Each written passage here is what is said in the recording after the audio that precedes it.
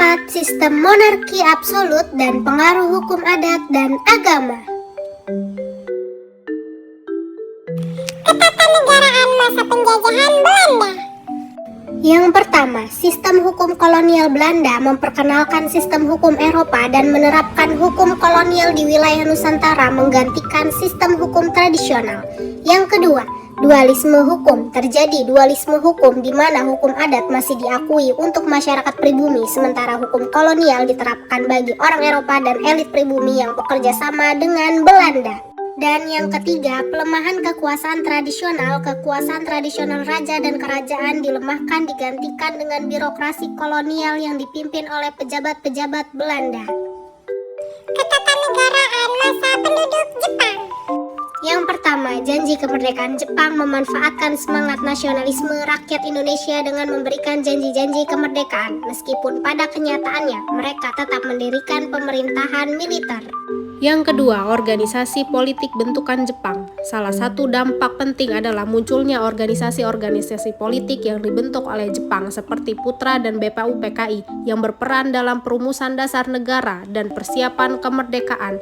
Yang ketiga, perubahan signifikan penduduk Jepang menandai perubahan ketatanegaraan yang cukup signifikan di Indonesia.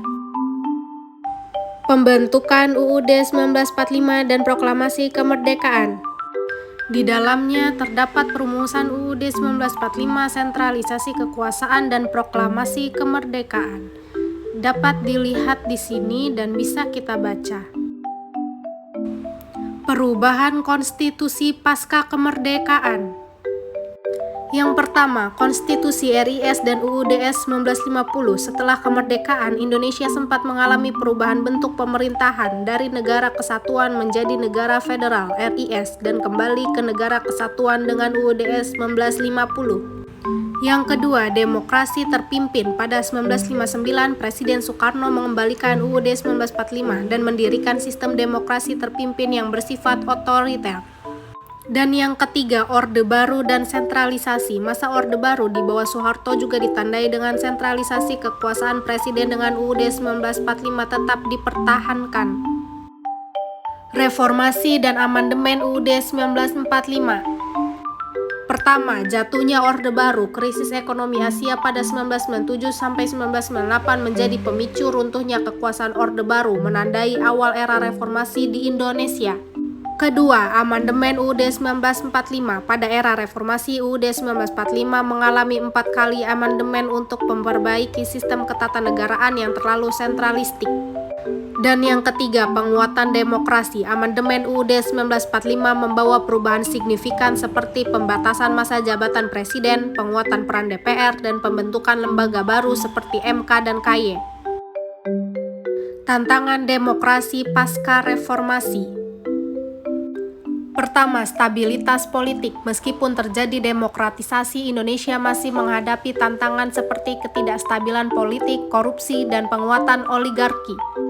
Dan yang kedua, akses keadilan. Ketimpangan dalam akses terhadap keadilan juga menjadi isu penting yang perlu diperhatikan dalam perkembangan ketatanegaraan Indonesia. Implementasi demokrasi, penerapan prinsip-prinsip demokrasi pasca reformasi tidak selalu berjalan mulus, membutuhkan komitmen dan kerja keras untuk mewujudkannya. Peran lembaga negara dalam sistem ketatanegaraan. Pertama, kekuasaan yudikatif. Mahkamah Konstitusi dan Komisi Yudisial berperan penting dalam menjaga supremasi hukum dan independensi peradilan.